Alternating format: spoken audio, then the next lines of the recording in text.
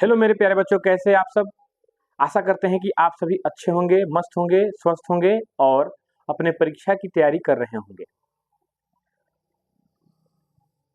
इस वीडियो में हम लोग 2025 में जो मैट्रिक का परीक्षा हुआ था मैथ का, उसके 16 नंबर क्वेश्चन से हम लोग देखने वाले हैं। इससे पहले 3 वीडियो बन चुका है, 5-5 क्वेश्चन का 3 वीडियो है। आप लोग उस वीडियो को जरूर देखिएगा। 15 तक हम लोग देख चुके हैं और 16 से आज हम लोग देखने वाले हैं। तो बने रहिए शुरू से लेके अंत तक। आप सभी सवालों के सूत्रों, कंसेप्ट और उसका सॉल्यूशन कैसे किया जा रहा है, इस सभी चीज़ों को बारीकी से देखिए और अपने तैयारी को और मजबूत बनाने का प्रयत्न कीजिए। देखिए सवाल क्या है। सवाल है, यदि किसी शंकु के आधार की त्रिज्या 7 सेंटीमीटर एवं इसकी ऊंचाई 24 सेंटीमीटर है तो इसके वक्र पृष्ठ का क्षेत्रफल ज्ञात करें। देखिए यह जो प्रश्न है यह क्षेत्रमिति से है और यह शंकु का प्रश्न है। ठीक है, शंकु में क्या दिया हुआ है, त्रिज्या दिया हुआ है 7 सेंटीमीटर, ऊंचाई दिया हुआ है 24 सेंटीमीटर। हम लोग को निकालना है वक्र पृष्ठीय क्षेत्रफल। तो वक्र पृष्ठीय क्षेत्रफल का फॉर्मूला जो होता है वह होता है पाई आर एल। क्या होता है? पाई आर एल। पाई का वैल्यू 22/7 होता है, आर का वैल्यू हमें मालूम है 7 सेंटीमीटर, एल का वैल्यू मालूम नहीं है। तो एल का वैल्यू सबसे पहले निकाला जाएगा। ठीक है, अब एल का वैल्यू निकालने के लिए हम लोग क्या करेंगे, आर और एच का प्रयोग करेंगे, क्योंकि एच का प्रयोग यहाँ पे दिया हुआ है। ठीक है, तो देखिए सबसे पहले हम लोग लिखेंगे, दिया है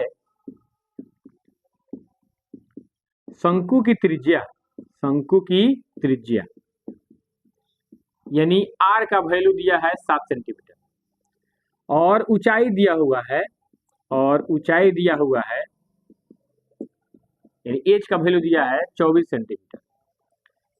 एक शंकु का फिगर बना करके भी हम लोग समझ लेते हैं। ध्यान दीजिएगा, यह शंकु हो गया, यह ऊंचाई हो गया और यह त्रिज्या हो गया। इसको कहेंगे ऊंचाई यानी एच। एच का वैल्यू 24 सेंटीमीटर है। ध्यान दीजिएगा, यह है आर यानी त्रिज्या, त्रिज्या का वैल्यू 7 सेंटीमीटर है। ध्यान दीजिएगा, और यह जो दिखाई दे रहा है आप लोगों को, यही है एल यानी तिर्यक ऊंचाई। एल का वैल्यू निकालना है। तो एल यानी तिर्यक ऊंचाई का वैल्यू क्या होता है बताइएगा। एल का वैल्यू होता है under root R square plus H square होता है। L equal to under root R का वैल्यू कितना है 7 सेंटीमीटर, इसका होल स्क्वायर हो जाएगा। अब प्लस में एच, एच का वैल्यू कितना है 24 सेंटीमीटर, इसका होल स्क्वायर हो जाएगा। बात समझ में आ गया। आर का वैल्यू 7 है, 7 का स्क्वायर प्लस एच का वैल्यू 24 है, 24 का होल स्क्वायर। अब एल बराबर हो जाएगा 7 का स्क्वायर कितना होता है 49 होता है, 49 सेंटीमीटर स्क्वायर। अब प्लस में 24 का होल स्क्वायर होता है 576, कितना होता है 576 सेंटीमीटर स्क्वायर। अगर इसको हम लोग जोड़ दें अंडर रूट कितना हो जाएगा बोलिएगा 625 सेंटीमीटर स्क्वायर। अब बताइए 625 का वर्गमूल कितना होता है 25 होता है, और सेंटीमीटर स्क्वायर, स्क्वायर से रूट कैंसिल हो जाएगा सेंटीमीटर, यानी एल का वैल्यू 25 सेंटीमीटर हो गया। अब हमें निकालना है बच्चों, अब हमें निकालना है शंकु का वक्र पृष्ठीय क्षेत्रफल। तो शंकु का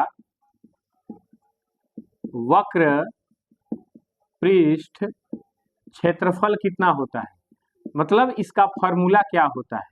तो होता है पाई आर एल। पाई का वैल्यू क्या रखेंगे, पाई का वैल्यू रख दीजिए 22/7 गुना आर का वैल्यू क्या रखेंगे 7 सेंटीमीटर रखेंगे, गुना एल का वैल्यू क्या रखेंगे 25 सेंटीमीटर रखेंगे। समझ में आया बच्चों। अब 7 से 7 खत्म हो जाएगा, 22 सेंटीमीटर में गुना करेंगे 25 सेंटीमीटर से। अब गुना कीजिए कितना आएगा, बोलिए फटाफट से बोलिए। 25 दूनी 50 के शून्य हाथ में 5, अब 25 में 50 5 55, 550 सेंटीमीटर स्क्वायर इस सवाल का आंसर हो गया।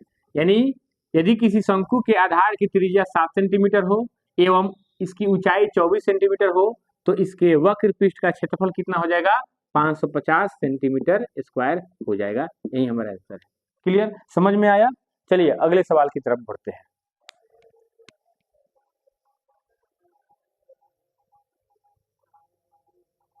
चलिए बच्चों अब नेक्स्ट क्वेश्चन की ओर बढ़ते हैं। 17 नंबर सवाल बहुत ही मजेदार सवाल है। इससे बहुत सारी चीजें सीखने को मिलेगी, नए नए फॉर्मूला मिलेंगे। ठीक है, देखिए सवाल कह रहा है एक घड़ी की मिनट की सुई की लंबाई 7 सेंटीमीटर है और 40 मिनट में इसके द्वारा तय किया गया क्षेत्रफल ज्ञात करें। ये जो घड़ी की मिनट की सुई है, ठीक ना, उसकी लंबाई है 7 सेंटीमीटर। तो इसको जो है हम लोग क्या मानेंगे, त्रिज्या मानेंगे। घड़ी के मिनट की सुई की लंबाई यानी त्रिज्या 7 सेंटीमीटर हो जाएगा, दिया है त्रिज्या, त्रिज्या यानी 7 सेंटीमीटर हो जाएगा। क्लियर, ये बात समझ में आ गया। अब देखिए घड़ी में 3 सुइयां होती है, एक सेकेंड, सेकेंड की सुई, दूसरा मिनट की सुई, तीसरा घंटा की सुई। सेकेंड का सुई जो है अगर 60 सेकेंड हो जाता है तो 360 डिग्री का कोण बनाता है। इसको दूसरे शब्दों में कह सकते हैं कि सेकेंड का सुई एक बार राउंड कर जाता है, यानी 1 मिनट पूरा कर लेता है तो 360 डिग्री का कोण बनाता है। अब वही मिनट की सुई 60 मिनट में 360 डिग्री का कोण बनाता है, यानी एक बार घूमेगा तो 60 मिनट होगा, यानी 1 घंटा में 360 डिग्री कोण बनाएगा। तो हम लोग को तो पता करना है 40 मिनट में, 40 मिनट में कितना डिग्री का कोण बनाएगा, पहले ये निकालेंगे, तब ही जाकर के फॉर्मूला में हम रख पाएंगे थीटा का मान। ठीक है, तो देखिए लिखेंगे 60 मिनट में बना कोण कितना है, तो 60 मिनट बना कोण हो जाएगा 360 डिग्री। तो 1 मिनट में बना कोण कितना होगा, 1 मिनट में बना कोण कितना हो जाएगा 360 बटा 60 यानी 6 डिग्री।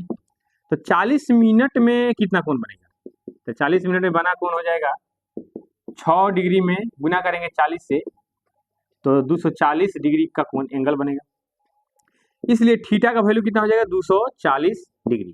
ठीक है, अब निकालेंगे कि मिनट की सुई द्वारा तय किया गया क्षेत्रफल यानी त्रिज्यखंड का क्षेत्रफल। जब भी इस तरह का क्वेश्चन हो तो त्रिज्यखंड का क्षेत्रफल ही निकालते हैं। तो त्रिज्यखंड का क्षेत्रफल का फॉर्मूला क्या होता है बताइएगा, मालूम है तो बताइए, पाई आर स्क्वायर थीटा बटा 360 डिग्री। पाई का वैल्यू 22 बटा 7 रख दो, आर का वैल्यू 7 सेंटीमीटर है उसका स्क्वायर कर दो, गुना में थीटा का वैल्यू 240 है तो 40 लिखो, बटा में 360 लिखो। ध्यान दीजिएगा यह 120 से कटेगा 2 मरतबा, 120 से कटेगा 3 मरतबा, 120 दूना 240, 120 तिहाई 360 हो गया। अब देखिए 22 बटा 7 है, गुना में 49 सेंटीमीटर स्क्वायर और गुना में 2 बटा में 3 है, 7 से 49 कटेगा 7 मरतबा। अब देखिए 22 दूनी 44, 44 में गुना करेंगे 7 से, 7 चौका 28, 7 चौका 28 2 30, 308 बटा 3 सेंटीमीटर स्क्वायर इसका आंसर हो जाएगा। समझ में आया। तो घड़ी के सुई से संबंधित अगर कोई भी प्रश्न आवे तो उसको ऐसे ही बनाया जाता है। हाँ, मिनट वाला रहे तो मिनट का कंसेप्ट लागू करेंगे।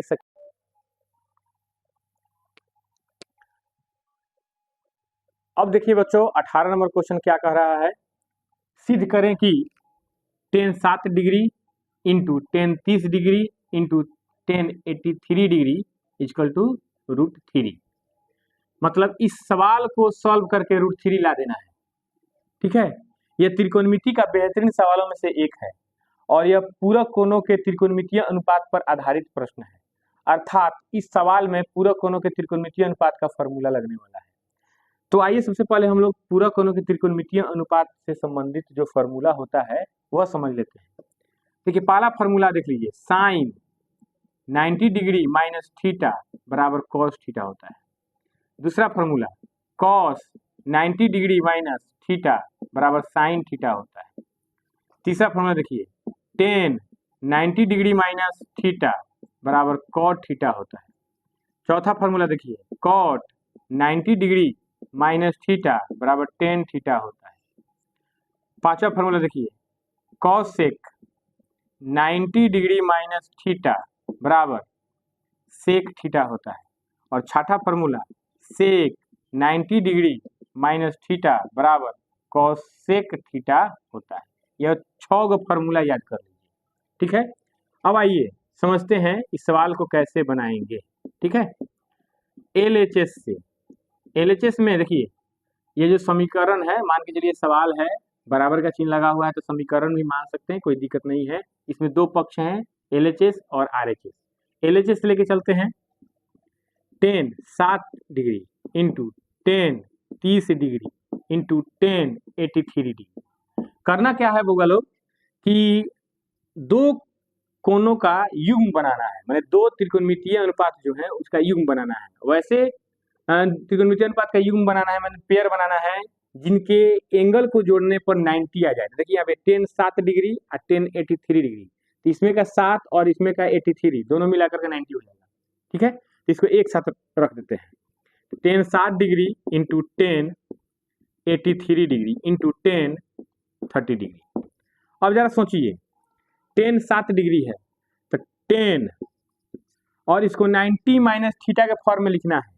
तो जरा सोचिए 90 डिग्री में से क्या चीज घटाएं कि 7 डिग्री आ जाएगा। तो 90 डिग्री में से 83 डिग्री घटाएंगे तो 7 डिग्री आ जाएगा। इंटू में 10 83 डिग्री है ही, इंटू 10 30 डिग्री है।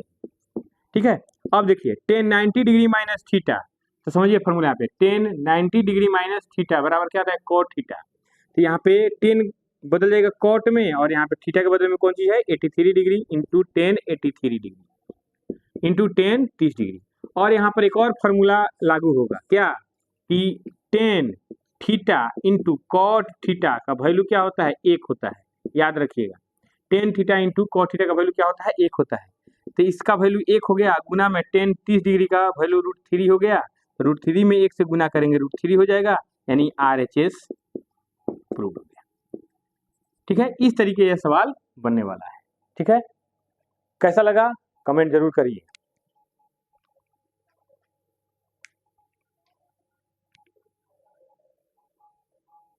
अब देखिए बच्चों, ये जो 19 नंबर सवाल है यह द्विघात समीकरण चैप्टर से है, जो कि गणित का चौथा चैप्टर है।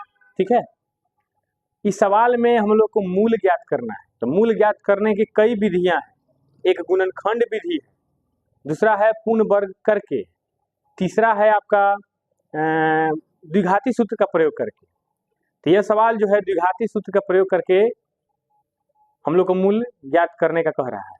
ठीक है, क्वेश्चन पढ़िएगा। द्विघाती सूत्र का प्रयोग करके द्विघात समीकरण 2x² माइनस 2√2x प्लस 1 बराबर 0 के मूल ज्ञात करें। ठीक है, तो सबसे पहले हम लोग क्या करेंगे, दिया गया द्विघात समीकरण लिख लेंगे। बताइए दिया गया द्विघात समीकरण क्या है, बोलिए बच्चों। 2x² माइनस 2√2x प्लस 1 बराबर 0। जहां ये जो पहला पद है इसमें x से इसका गुणांक 2 है, यानी a का वैल्यू 2 हो जाएगा। x का गुणांक दूसरे पद में x का गुणांक माइनस 2√2 है, यानी b का वैल्यू माइनस 2√2 हो जाएगा। और अंतिम पद यानी अचर पद 1 है, यानी c का वैल्यू 1 हो जाएगा। अब क्या करेंगे, विवेचक निकालेंगे। क्या निकालेंगे, विवेचक। विवेचक यानी d बराबर b² माइनस 4ac होता है। ठीक है, d बराबर b² माइनस 4ac होता है। अब जरा सोचिए d बराबर b का वैल्यू माइनस 2√2 का होल स्क्वायर माइनस 4 गुना a का वैल्यू 2 गुना c का वैल्यू 1।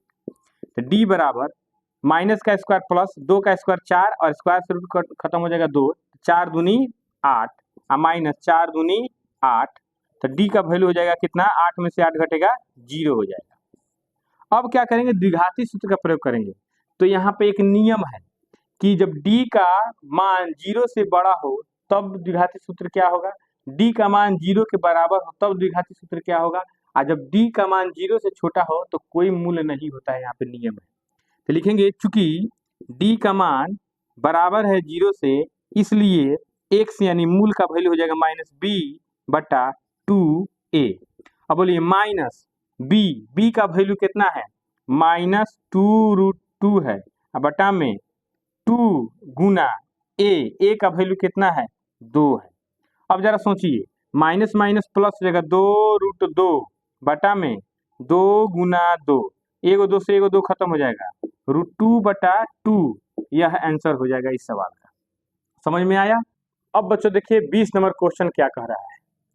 यह सवाल एपी से है, यानी समांतर श्रेणी से है, और इस सवाल में योगफल ज्ञात करना है। यह एक सीरीज दी गई है। ठीक है, 3 + 11 + 19 plus dot dot dot plus 67 का योगफल ज्ञात कीजिए। तो देखिए इसमें पहला पद 3 है अंतिम पद 67 है, ठीक है। और किन्हीं दो क्रमागत पदों का अंतर जो है वह 8 का है। तो ये तीन चीज हमारे पास है। हम लोग को निकालना है योगफल यानी एस एन निकालना है। मतलब एपी के एन पदों का योगफल एस एन कहलाता है और एस एन का फॉर्मूला होता है n/2 इंटू a+l। तो सबसे पहले हम लोग को चाहिए n चाहिए। अच्छा इसको एक और फॉर्मूला लिख सकते हैं n/2 into 2a+n-1 into D. तो इसमें हम लोग को a चाहिए, n चाहिए, d चाहिए और इस फॉर्मूला में l अंतिम पद रख देते हैं और a का वैल्यू रख देते हैं, n का मान निकालना होगा, ठीक है। तो आइए सबसे पहले हम लोग n का मान निकालना सीखेंगे। देखिए सॉल्यूशन दिया है, श्रेणी माने series 3 + 11 + 19 + dot dot dot plus 67। इसमें a का वैल्यू यानी प्रथम पद 3 है और d का वैल्यू a2 माइनस a1 यानी दूसरा पद माइनस पहला पद। दूसरा पद 11 है माइनस 3 यानी हो जाएगा कितना, 8 हो जाएगा। अंतिम पद nवां पद यानी l का वैल्यू जो है 67 है। n का वैल्यू क्या है, मतलब l का वैल्यू an का वैल्यू क्या है 67 है और n का वैल्यू निकालना है, ठीक है। तो n का वैल्यू भी निकाल सकते हैं, उसके लिए एक फॉर्मूला आता है। तो n बराबर हो जाता है nवां पद माइनस पहला पद बटा में d प्लस में 1, बटा में d प्लस में 1। क्लियर।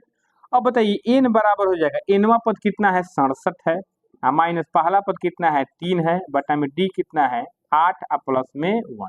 अब समझिए 67 में से 3 घटेगा तो 64 होगा, अब बटा में 8 प्लस 1। अब 8 से भाग देंगे 64 में तो 8 आ जाएगा प्लस में 1, 8 है 1 9 यानी n का वैल्यू 9 निकल गया। अब यानी योगफल निकालेंगे तो योगफल निकालने के लिए क्या करते हैं, एस का प्रयोग करते हैं। एस बराबर फॉर्मूला होता है n/2 इंटू a+l, ठीक है। तो S9 तो n का वैल्यू 9/2 हो जाएगा और a का वैल्यू 3 प्लस l का वैल्यू तो मालूम है ही 67 है। अब बताइए मुझे बच्चों कि 9/2 हो गया गुना में 67 प्लस 3 कितना हो जाएगा 70। अब 2 से भाग दो 70 में 35 भागफल आएगा। अब 35 में गुना करो 9 से, 9 पचे 45 का 5 हाथ में 4, 9 त्रिका 27 4 31, 315 इसका आंसर हो जाएगा। क्लियर, समझ में आया। तो इस तरीके से हम लोग एपी के एन पदों का योगफल निकालते हैं। आशा करते हैं कि 5 सवाल से आपको बहुत सारे नॉलेज मिले होंगे। अगर अच्छा लगा हो तो कृपया इस चैनल को सब्सक्राइब कर दीजिए, लाइक कर दीजिए और अपने ग्रुप में शेयर कर दीजिए, ठीक है। सपोर्ट बनाए रखिए।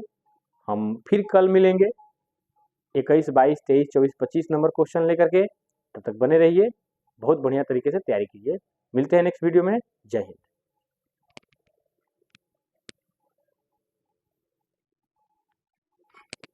तो कैसे हैं आप सब, आशा करते हैं कि आप सब अच्छे होंगे और ज़बरदस्त तरीके से तैयारी कर रहे होंगे।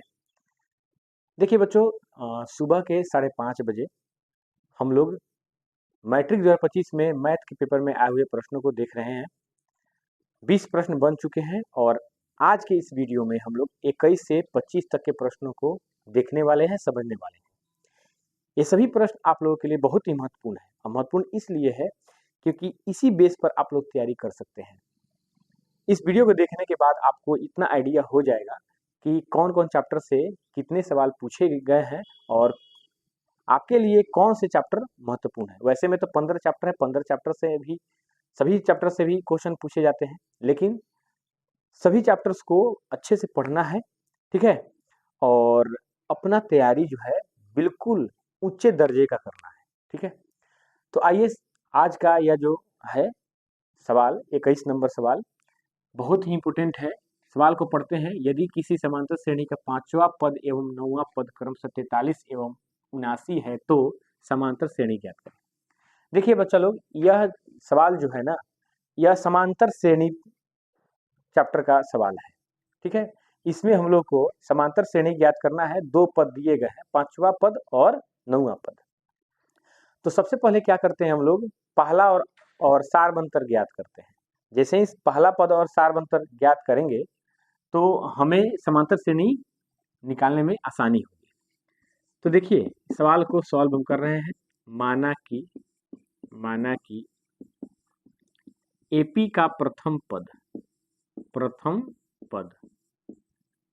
ए तथा सार्व अंतर डी है। प्रथम पद ए तथा सार्व अंतर डी है। प्रश्न से कह रहा है मेरे प्यारे बच्चों, प्रश्न से कह रहा है कि पांचवा पद जो है ना, पांचवा पद वह है 43। एक फॉर्मूला जान लीजिएगा, एनवा पद का फॉर्मूला होता है a plus N minus 1 into D, और इसी फॉर्मूला पर हम लोग पांचवा पद भी लिखेंगे।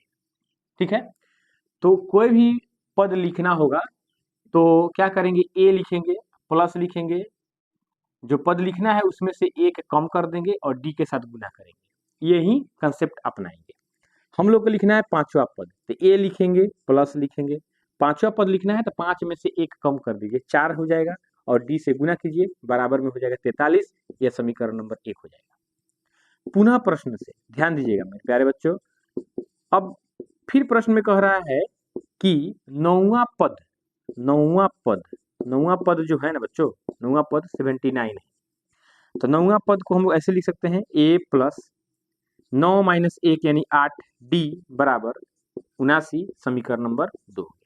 अब एक काम करेंगे, अब यह हो गया 2 चर वाले रैखिक समीकरण युग्म। ठीक है, और इस समीकरण युग्म को विलोपन विधि से सॉल्व करेंगे। ठीक है, तो लिखेंगे समीकरण 1 घटाओ समीकरण 2, यानी समीकरण 1 में से समीकरण 2 को घटाएंगे।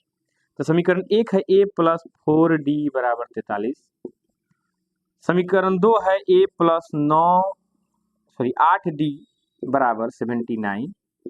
ठीक है, अब यह घटा रहे हैं तो चिन्ह बदलेगा, या माइनस हो जाएगा, माइनस हो जाएगा, माइनस हो जाएगा, ये खत्म। 4d में से घटेगा 8d माइनस 4d हो जाएगा, और 79 में से 43 घटाइएगा, यानी 43 में से 79 घटाइएगा, ठीक है, तो आ जाएगा -36। क्लियर। अब डी का वैल्यू आराम से हम लोग निकाल सकते हैं। ठीक है, डी का वैल्यू आराम से निकाल सकते हैं। तो डी बराबर हो जाएगा -36 अपॉन -4 यानी 9। अब डी के मान को समीकरण 1 में रख देंगे। समीकरण 1 में रखने पर, तो समीकरण 1 सबसे पहले लिख लीजिए। समीकरण 1 दिया हुआ यहाँ पर a प्लस 4d बराबर 43। समझ में आ गया। हमको किसका मान रखना है, डी का मान रखना है। यहाँ पर डी का मान रखना है। डी का मान रखने का मतलब यह होगा, डी को रिप्लेस कीजिए और डी का वैल्यू रखिए। a प्लस 4 गुना डी का वैल्यू 9 बराबर 43 हो जाएगा। अब a प्लस 4 9 36 बराबर 43, और a का वैल्यू 43 माइनस 36, तो a का वैल्यू कितना हो जाएगा 7। a का वैल्यू कितना आया 7। ठीक है, d का वैल्यू 9 आया और a का वैल्यू 7 आया। अब एक काम करेंगे, AP का पहला पद तो मालूम हो गया, अब दूसरा पद निकालेंगे। दूसरा पद का फॉर्मूला होता है a प्लस डी। अब a का वैल्यू कितना है, a का वैल्यू है 7 और प्लस d का वैल्यू कितना है 9, 9 7 16 हो जाएगा। दूसरा पद 16 हो जाएगा। अब तीसरा पद निकालते हैं। तीसरा पद का फॉर्मूला होता है मेरे प्यारे बच्चों a प्लस 2d। बात समझ में आया।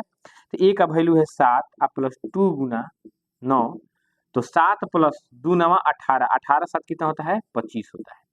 इस तरीके से हम लोग चौथा पद निकाल सकते हैं a प्लस 3d। तो a का वैल्यू है 7 प्लस 3 गुना 9, 9 3 का 27, और 27 से 7 कितना हो जाएगा 34 हो जाएगा। इस प्रकार से अतः AP क्या है, अतः AP है, ध्यान दीजिएगा, पहला पद लिखेंगे 7, दूसरा पद लिखेंगे 16, तीसरा पद लिखेंगे 25, चौथा पद लिखेंगे 34, ऐसे डॉट डॉट कर देंगे। यही हमारा कौन सी हो गया, आंसर हो गया। बात समझ में आया। तो 2 पद दिए गए हों और उससे हम लोग को AP प्राप्त करना हो तो सबसे पहले A और D का मान निकालते हैं। जैसे ही A और D का मान निकल जाता है तो क्रमशः दूसरा, तीसरा, चौथा, पांचवा जो भी पद निकालना हो निकाल करके AP का मान निकाल लेते हैं। ठीक है, अब बढ़ते हैं हम लोग। अब देखिए बच्चों 22 नंबर सवाल, बहुत ही इंपॉर्टेंट क्वेश्चन है।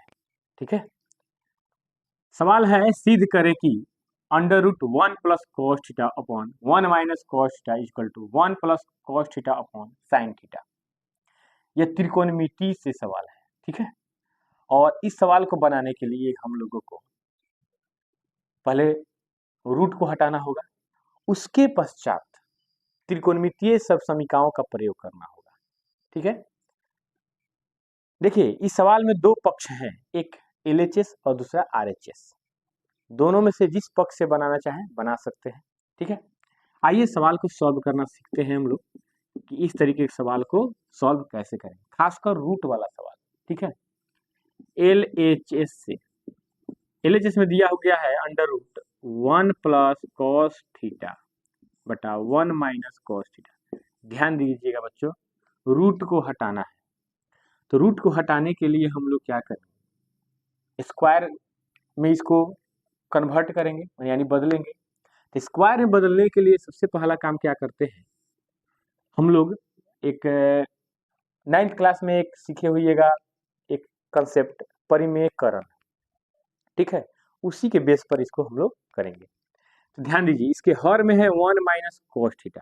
यदि 1 माइनस कॉस थीटा के चिन्ह को बदल दे तो 1 प्लस कॉस थीटा प्राप्त होता है, और इसी 1 प्लस कॉस थीटा से क्या करेंगे, अंश और हर में गुना करेंगे। क्लियर। अब 1 माइनस कॉस थीटा के चिन्ह को बदले हैं तो 1 प्लस कॉस थीटा आया है, तो 1 प्लस कॉस थीटा क्या हुआ, 1 माइनस कॉस थीटा का कंजुगेट हुआ। ठीक है, तो कंजुगेट से गुना करेंगे 1 प्लस कॉस थीटा बटा 1 प्लस कॉस थीटा। ध्यान दीजिएगा, अब देखिए यहाँ पर ऊपर ऊपर ध्यान दीजिए, 1 प्लस कॉस थीटा गुना 1 प्लस कॉस थीटा, किसी भी संख्या का 2 बार गुना होता है तो उसका स्क्वायर हो जाता है, यानी 1 प्लस कॉस थीटा का होल स्क्वायर लिख सकते हैं। अब बटा में, अब नीचे आइए, 1 minus cos theta 1 plus cos theta, तो यह हो गया ए प्लस बी इंटू ए माइनस बी के रूप में। तो ए प्लस बी इंटू ए माइनस बी यानी ए प्लस बी इंटू ए माइनस बी का फॉर्मूला क्या होता है, ए स्क्वायर माइनस बी स्क्वायर होता है ना। तो इसको हम लोग इस फॉर्मूला पर तोड़ेंगे, तो ए की जगह पर 1 है तो 1 का स्क्वायर 1 होगा, माइनस कॉस थीटा का स्क्वायर यानी कॉस स्क्वायर थीटा। क्लियर, इतना तो बात समझ में आ गया। अब देखिए under root 1 plus cos theta का होल स्क्वायर, अब बटा में, अब यह सर्वसमीका हो गया, 1 माइनस कॉस स्क्वायर थीटा का वैल्यू यानी 1 माइनस कॉस स्क्वायर थीटा का वैल्यू साइन स्क्वायर थीटा होता है। अब ये कैसे होता है पहले समझिए, एक फॉर्मूला है sign square theta plus cos square theta बराबर 1। अगर हम लोग साइन स्क्वायर थीटा का वैल्यू निकालेंगे तो कॉस थीटा को का साइड चेंज करेंगे तो साइन स्क्वायर थीटा बराबर 1 माइनस कॉस स्क्वायर थीटा हो जाएगा। तो 1 माइनस कॉस थीटा का वैल्यू कितना आया, साइन स्क्वायर थीटा आया, यहाँ पे साइन स्क्वायर थीटा लिख देंगे। क्लियर। अब देखिए ऊपर भी स्क्वायर है और नीचे भी स्क्वायर, इसका होल स्क्वायर कर सकते हैं। अब यहाँ पर एक घातांक का नियम लागू होगा, अगर a का स्क्वायर हो बटा में b का स्क्वायर हो तो a अपॉन b का होल स्क्वायर हो जाता है, यह घातांक का नियम है। ठीक है, अब समझिए, अब 1 प्लस कॉस थीटा बटा में साइन थीटा हो जाएगा, अब इसका होल स्क्वायर हो जाएगा, स्क्वायर से रूट खत्म हो जाएगा, 1 प्लस कॉस थीटा बटा में 1 साइन थीटा हो जाएगा। ठीक है, साइन थीटा हो जाएगा, तो यही हम लोग को सिद्ध करना था, तो लिखेंगे बराबर RHS LHS, और यह क्या है RHS है, प्रूव हो गया। इस तरीके से सवाल को प्यारे बच्चों 23 नंबर क्वेश्चन को बहुत अच्छी तरीके से समझेंगे।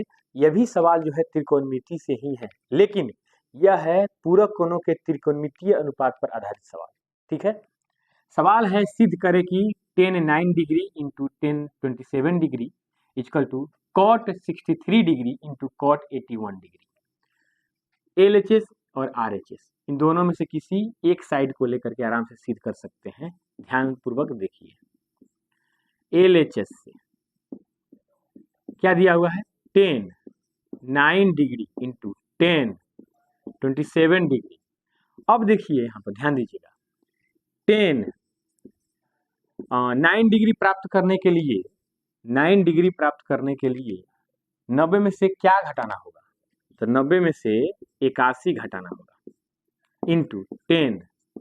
अब देखिएगा 27 डिग्री प्राप्त करने के लिए 90 में से क्या घटाना होगा, तो 90 में से 63 घटाना होगा। अब देखिए यह एक फॉर्मूला हो गया 10 90 माइनस थीटा कॉट थीटा, तो थीटा के बदले में 81 है इंटू फिर 10 90 माइनस थीटा, 10 बदलता है कॉट में, कॉट थीटा, थीटा का बदले में है 63, या इसको ऐसे लिख सकते हैं कॉट 63 इंटू कॉट 81 डिग्री।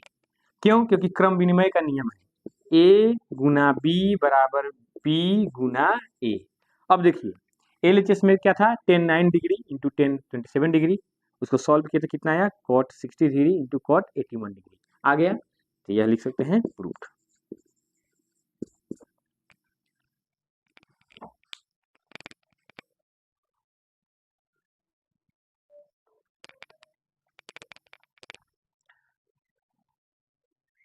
अब देखिए बच्चों 24 नंबर सवाल हम लोग कैसे सॉल्व करेंगे, ठीक है ना। यदि cos a बराबर 4/5 हो तो cot a, सॉरी बच्चों यहाँ पे cot a होगा, cot a और cosec a के मान ज्ञात करें, ठीक है। देखिए ध्यानपूर्वक सवाल है त्रिकोणमिति से, और इसमें हम लोग पाइथागोरस प्रमेय का भी प्रयोग करेंगे, ठीक है। दिया है cos a का वैल्यू, दिया है cos a का वैल्यू 4/5 और cos का फॉर्मूला होता है b/h, तो b का वैल्यू 4 हो गया और h का वैल्यू कितना हो गया 5 हो गया, तो लिखेंगे b का वैल्यू 4 और h का वैल्यू हो गया 5, ठीक है। p का वैल्यू निकालना है तो p इक्वल टू होता है under root H square minus B square, तो p बराबर अंडर रूट हो जाएगा h का वैल्यू 5, 5 का स्क्वायर माइनस b का वैल्यू 4 है 4 का स्क्वायर, तो p बराबर हो जाएगा अंडर रूट 5 का स्क्वायर 25 माइनस 4 का स्क्वायर कितना होता है 16, p बराबर हो जाएगा कितना अंडर रूट 9, 9 का वर्गमूल कितना होता है 3। अब लिखते हैं cot a का मान, तो cot a का मान b/p होता है, तो b का वैल्यू कितना है 4 और p का वैल्यू कितना है 3, यह हो गया cot a का वैल्यू। अब लिखना है cosec a का वैल्यू, यह होता है h/p, h का वैल्यू कितना है 5 और p का वैल्यू कितना है 3, यह हो गया cos a का वैल्यू, ठीक है। मतलब इस तरीके का सवाल कोई भी हो तो सबसे पहले हम लोग इसका वैल्यू लिखते हैं, वैल्यू से हम लोग b या h या p का मान लिखते हैं, उसके बाद पाइथागोरस प्रमेय का प्रयोग करना हो तो करते हैं और वैल्यू निकाल देते हैं। क्लियर? अब आइए 25 नंबर क्वेश्चन देखते हैं। यह प्रश्न द्विघात समीकरण पर है, ठीक है, यानी द्विघात समीकरण चैप्टर से यह सवाल पूछा गया है एग्जाम में। क्वेश्चन कह रहा है दो क्रमागत धनात्मक पूर्णांक ज्ञात करें जिनके वर्गों का योग 365 हो। तो एक बात याद रखिए मेरे प्यारे बच्चों, जब दो क्रमागत धनात्मक पूर्णांक पूछे तो उसको x और x+1 मानना है, इतना याद रखेंगे। माना कि दो क्रमागत धनात्मक पूर्णांक क्या हो जाएगा x और x+1 है। क्लियर? प्रश्न क्या कह रहा है कि इन दोनों क्रमागत धनात्मक पूर्णांकों के वर्गों का योगफल है 365, यानी पहला क्रमागत पूर्णांक x है उसका वर्ग प्लस दूसरा धनात्मक पूर्णांक है x+1 उसका वर्ग, तो दोनों के वर्गों का योगफल 365 है। अब देखिए तो x का square plus a plus B के होल स्क्वायर पर इसको तोड़ेंगे तो a square plus B square यानी 1 का square plus 2 into a into B बराबर 365। अब ध्यान दीजिएगा X square plus X square 2x square plus 1 का स्क्वायर 1 प्लस 2x माइनस में हो जाएगा 365। अब ध्यान दीजिए मेरे प्यारे बच्चों 2x स्क्वायर प्लस 2x एक में से घटाएंगे 365 तो -364 हो जाएगा बराबर में 0। अब 2 का कॉमन निकालेंगे तो 2 से 2 कट जाएगा, बचेगा एक्स स्क्वायर। 2 से 2 कटेगा तो प्लस एक्स बचेगा, माइनस 2 से भाग देंगे तो 182 आएगा बराबर में 0। अब x square plus x minus 182 बराबर 0/2 हो जाएगा तो 0 हो जाएगा। अब इसको हम लोग गुणनखंड, ठीक है, विधि के द्वारा तोड़ लेंगे। तो पहला और अंतिम पद का गुणनफल 182 आएगा। तो कोई ऐसा संख्या तलाश कीजिए कि जिनको जोड़ने पर 1 आवे या घटाने पर 1 आवे और गुना करने पर -182 आवे। तो 13 14 हो सकता है। 13 14 गुना करके देख लीजिए। 13 में 14 से गुना कीजिए, 13 चौका 52 और 13 कम 13 2 8 1 182 हो जाएगा। तो इसको ऐसे लिख सकते हैं। अब यहाँ पे देखते हैं, यहाँ पे प्लस है तो जो बड़ा वाला होगा वो प्लस में होगा। तो x square plus 14x minus 13x minus 182 बराबर में 0। अब x का कॉमन तो x प्लस 14 हो जाएगा मेरे प्यारे बच्चों। -13 का कॉमन लेंगे तो x प्लस 14 हो जाएगा बराबर 0। अब x प्लस 14 इसमें भी है, x प्लस 14 इसमें भी है, तो x प्लस 14 का कॉमन निकालेंगे तो हो जाएगा x माइनस 13 हो जाएगा बराबर 0। यदि x प्लस 14 बराबर 0 कह रहा है अगर हो तो x का वैल्यू -14 होगा। यह अमान्य होगा। अमान्य इसलिए होगा क्योंकि सवाल में देख लीजिए कह रहा है कि धनात्मक है, तो धनात्मक तो यह नहीं है, तो इसलिए अमान्य होगा। पुनः यदि -13 बराबर 0 हो तो x का वैल्यू 13 हो जाएगा और यही आंसर होगा। ठीक है, तो अब लिखेंगे हम लोग पहला पूर्णांक। पहला पूर्णांक, तो पहला पूर्णांक है 13 क्योंकि x का वैल्यू 13 है। दूसरा पूर्णांक क्या हो जाएगा?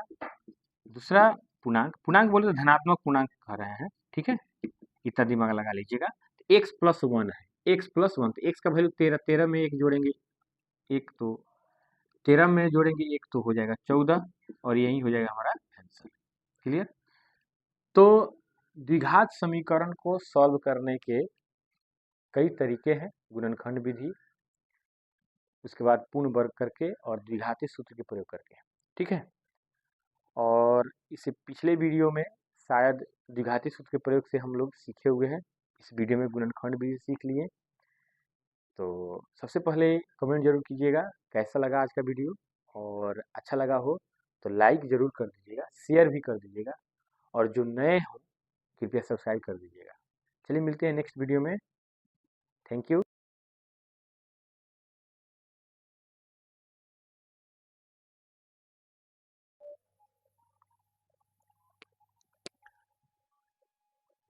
अब देखिए बच्चों 18 नंबर क्वेश्चन क्या कह रहा है, सिद्ध करें कि tan 7 degree into tan 30 degree into tan 83 degree equal to √3। मतलब इस सवाल को सॉल्व करके √3 ला देना है, ठीक है।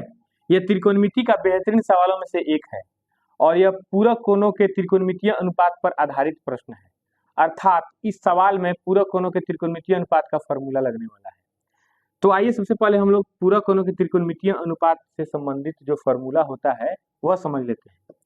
देखिए पहला फॉर्मूला देख लीजिए, साइन 90 डिग्री माइनस थीटा बराबर कॉस थीटा होता है। दूसरा formula cos 90 degree minus theta बराबर साइन थीटा होता है। तीसरा फॉर्मूला देखिए tan 90 डिग्री माइनस थीटा बराबर कॉट थीटा होता है। चौथा फॉर्मूला देखिए कॉट 90 डिग्री माइनस थीटा बराबर tan थीटा होता है। पांचवा फॉर्मूला देखिए cosec 90 degree minus theta बराबर सेक थीटा होता है। और छठा फॉर्मूला सेक 90 डिग्री माइनस थीटा बराबर कॉस सेक थीटा होता है। यह 6 फॉर्मूला याद कर लीजिए, ठीक है।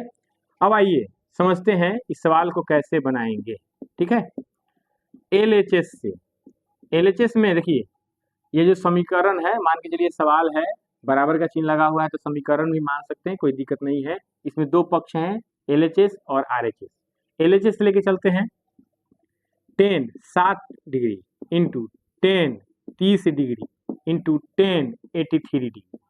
करना क्या है बोगा लोग कि दो कोणों का युग्म बनाना है, मतलब दो त्रिकोणमितीय अनुपात जो है उसका युग्म बनाना है। वैसे त्रिकोणमितीय अनुपात का युग्म बनाना है, मतलब पेयर बनाना है जिनके एंगल को जोड़ने पर 90 आ जाए। देखिए यहाँ पे 10 7 डिग्री और 10 83 डिग्री, तो इसमें का 7 और इसमें का 83 दोनों मिलाकर के 90 हो जाएगा।